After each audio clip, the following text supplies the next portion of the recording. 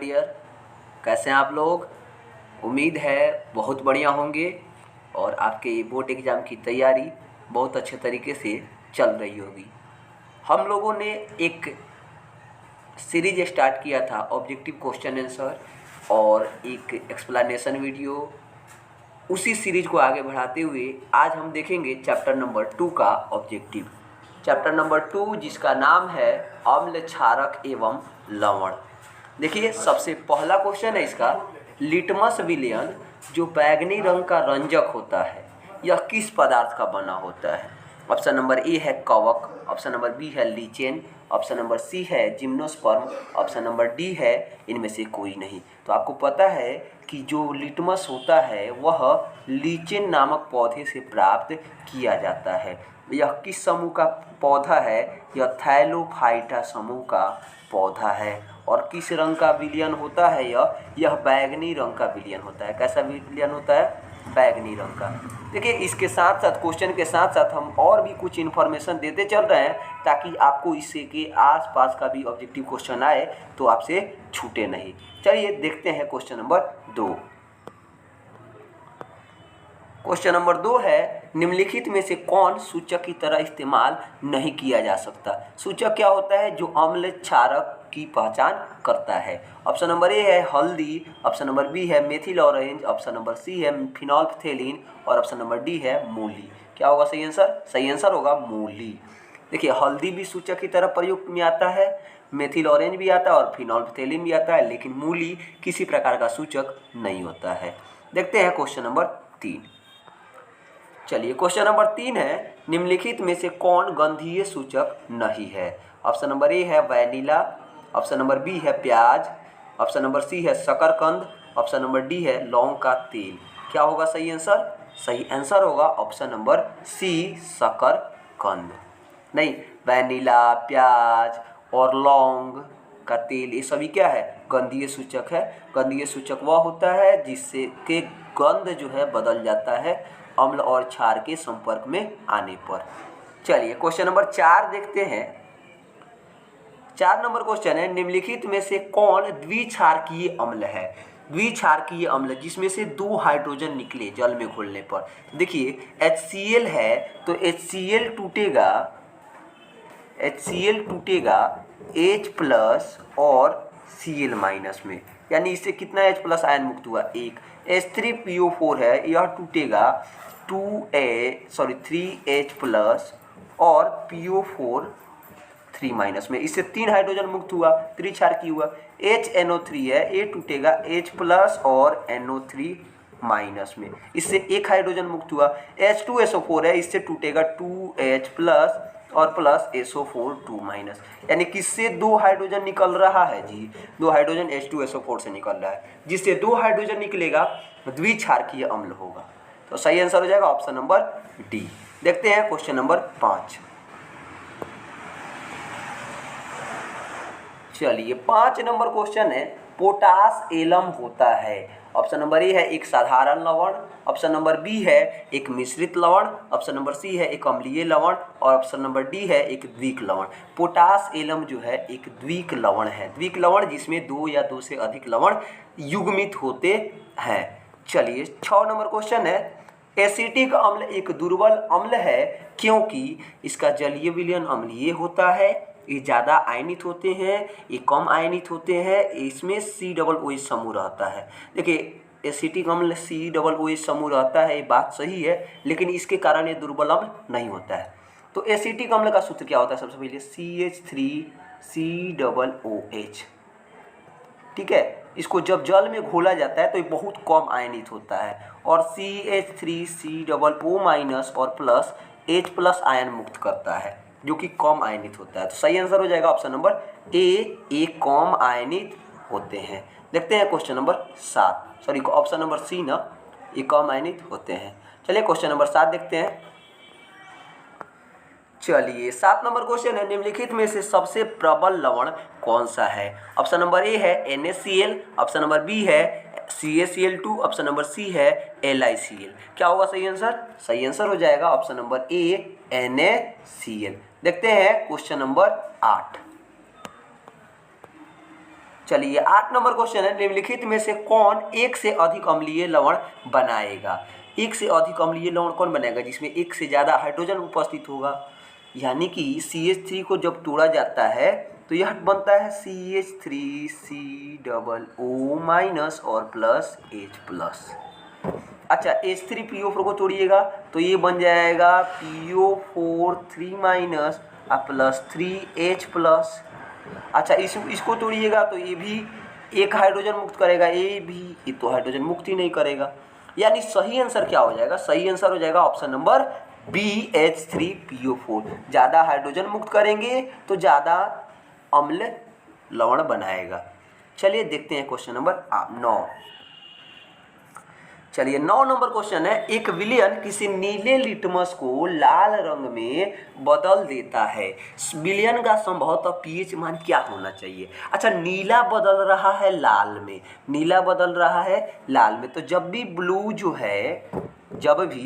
Blue जो है red में बदलेगा तो समझ जाइएगा कि अम्ल का काम है। किसका काम है, अम्ल का काम है। तो अम्लीय विलयन का पीएच वैल्यू जो होता है ना वो 7 से कम होता है। 7 से कम कौन है, तो 6 है। ऑप्शन नंबर सी हो जाएगा बिल्कुल करेक्ट। चलिए 10 नंबर क्वेश्चन है कि जल के अम्लीय एवं क्षारकीय विलयन किसके कारण विद्युत के सुचालक होते हैं। ऑप्शन नंबर ए है H+ के कारण, ऑप्शन नंबर बी है OH- के कारण, ऑप्शन नंबर सी है H+ एवं OH- दोनों के कारण, ऑप्शन नंबर डी है इनमें से कोई नहीं। तो देखिए दोनों के कारण होता है, H+ और OH- दोनों के कारण। क्यों, क्योंकि अम्ल वाला जो है H+ मुक्त करता है और क्षार वाला जो है OH- मुक्त करता है। चलिए 11 नंबर क्वेश्चन देखते हैं। 11 नंबर क्वेश्चन है, निम्न में से कौन से धातु ठंडे जल से अभिक्रिया कर धातु के हाइड्रोक्साइड बनाएंगे। सोडियम एवं पोटेशियम, ऑप्शन नंबर बी है मैग्नीशियम एवं कैल्शियम, ऑप्शन नंबर सी है सोडियम एवं कॉपर, ऑप्शन नंबर डी है इनमें से कोई नहीं। तो देखिए सोडियम जो है ठंडे जल के साथ अभिक्रिया करता है, पोटेशियम भी करता है, कैल्शियम भी करता है, लेकिन मैग्नीशियम नहीं करता है। तो इसीलिए सही आंसर हो जाएगा, कॉपर भी नहीं करता है, तो इसीलिए सही आंसर हो जाएगा ऑप्शन नंबर ए। चलिए देखते हैं 12 नंबर क्वेश्चन।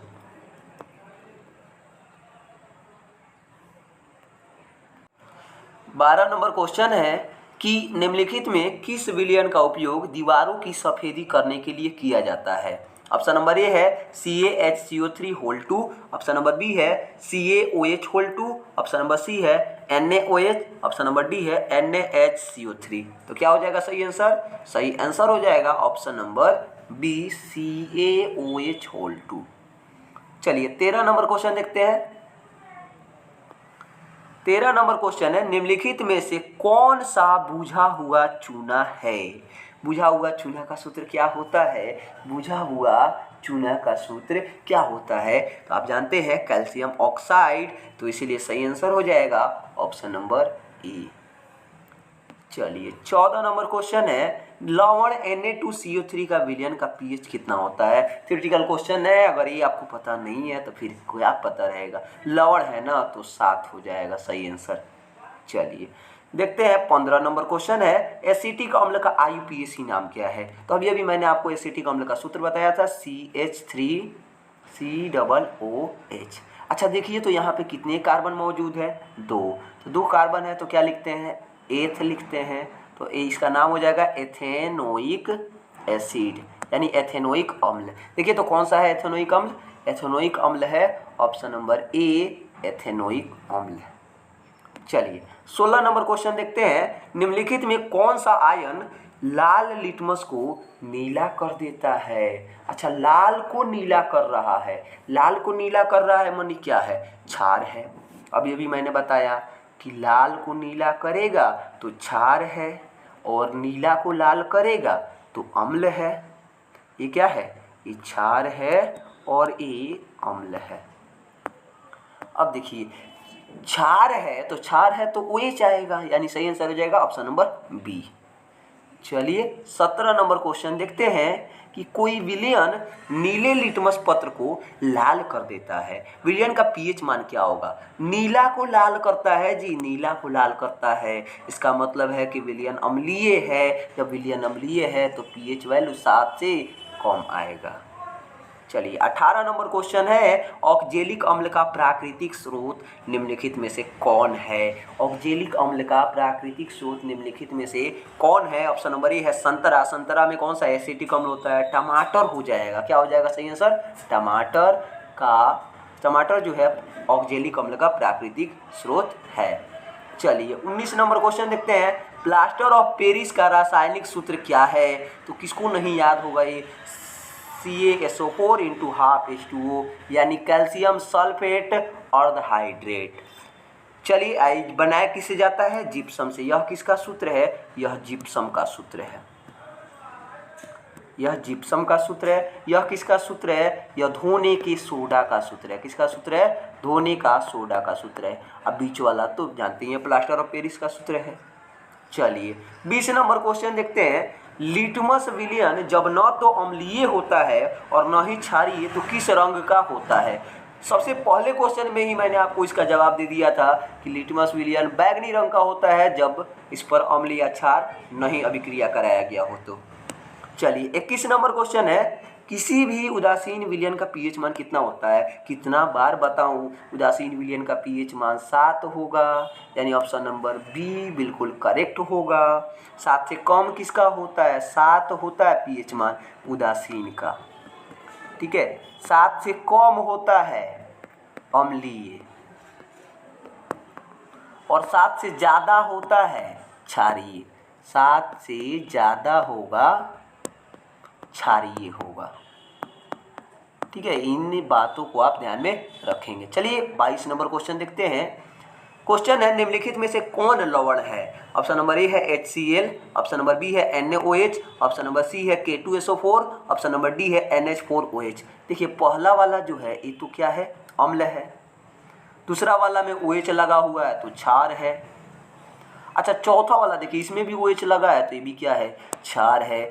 और बीच वाला क्या है? लवण है। सही आंसर हो जाएगा ऑप्शन नंबर सी K2SO4। चलिए 23 नंबर क्वेश्चन है, सल्फेट अर्धहाइड्रेट या एमीहाइड्रेट का अन्य नाम क्या? अभी मैंने आपको बताया था प्लास्टर ऑफ पेरिस। सही आंसर हो जाएगा ऑप्शन नंबर बी। इसका सूत्र क्या होता है? CaSO4। तो ये देखिए सल्फेट लगा है कि नहीं लगा है? कैल्शियम सल्फेट इन अर्धहाइड्रेट है, यानी half H2O। Hydrate means water. चलिए देखते हैं क्वेश्चन नंबर 24 नंबर क्वेश्चन है, सोडा अम्ल अग्निशामक में किसका उपयोग किया जाता है? ऑप्शन नंबर ए है sodium carbonate, option number B है calcium carbonate, option number C है sodium hydrogen carbonate, option number D है सोडियम कैल्शियम बाइकार्बोनेट। किसका उपयोग किया जाता है? सोडियम हाइड्रोजन कार्बोनेट का। किसका? सोडियम हाइड्रोजन कार्बोनेट का। चलिए देखते हैं 25 नंबर क्वेश्चन है, जल की अस्थायी कठोरता को हटाने के लिए किसका उपयोग किया जाता है? ऑप्शन नंबर ए है बेकिंग सोडा का, ऑप्शन नंबर बी है धोने के सोडा का, ऑप्शन नंबर सी है विरंजक चूर्ण, ऑप्शन नंबर डी है नोन। क्या होगा सही आंसर? सही आंसर होगा ऑप्शन नंबर बी धोने का सोडा। इसीलिए तो कपड़ा को साफ करने में धोने का सोडा का उपयोग किया जाता है ताकि जल की अस्थायी कठोरता क्या हो जाए? हट जाए। चलिए 26 नंबर क्वेश्चन है, बेकिंग सोडा का रासायनिक सूत्र क्या है? ऑप्शन नंबर ए है Na2CO3, ऑप्शन नंबर बी है NH4Cl, ऑप्शन नंबर सी है NaHCO3, ऑप्शन नंबर डी है NaCl। देखिए ये जो है साधारण लवण का सूत्र है। किसका सूत्र है? साधारण लवण का। इसको कहते हैं ऑप्शन नंबर ए को सोडियम कार्बोनेट, इसको कहते हैं अमोनियम क्लोराइड, और ऑप्शन नंबर सी जो है यही है बेकिंग सोडा, सोडियम बाइकार्बोनेट या सोडियम हाइड्रोजन कार्बोनेट। चलिए 27 नंबर क्वेश्चन है, बेकिंग सोडा का रासायनिक नाम क्या है? अभी मैंने बताया सोडियम हाइड्रोजन कार्बोनेट या सोडियम बाइकार्बोनेट। सूत्र होता है NaHCO3। चलिए ऑप्शन नंबर बी बिल्कुल करेक्ट हो जाएगा। चलिए देखते हैं 28 नंबर क्वेश्चन, धोने के सोडा का रासायनिक सूत्र क्या है? अभी हम लोगों ने देखा Na2CO3, सॉरी सूत्र क्या होगा? Na2CO3 into 10H2O, Na2CO3 into 10H2O, यानी कि ऑप्शन नंबर ए बिल्कुल करेक्ट हो जाएगा। चलिए 29 नंबर क्वेश्चन है, हाइड्रोक्लोरिक अम्ल एवं सोडियम हाइड्रोक्साइड के विलयन अभिक्रिया से उत्पन्न लवण को क्या कहते हैं? देखिए हाइड्रोक्लोरिक अम्ल यानी HCl प्लस NaOH बनेगा NaCl और प्लस H2O। तो ये जो NaCl बना है, इसको क्या कहते हैं? सोडियम क्लोराइड कहते हैं। ऑप्शन नंबर बी हो जाएगा बिल्कुल करेक्ट। चलिए 30 नंबर क्वेश्चन है और आज का सबसे लास्ट क्वेश्चन है, हमारे पेट में कौन सा अम्ल उत्पन्न होता है? ऑप्शन नंबर ए है ऑक्जेलिक अम्ल, ऑप्शन नंबर बी है सिट्रिक अम्ल, ऑप्शन नंबर सी है हाइड्रोक्लोरिक अम्ल, ऑप्शन नंबर डी है टार्टरिक अम्ल। क्या होगा सही आंसर? तो सही आंसर होगा ऑप्शन नंबर सी हाइड्रोक्लोरिक अम्ल। हमारे पेट में HCl अम्ल होता है। कौन सा अम्ल? HCl। देखते हैं क्वेश्चन नंबर 31।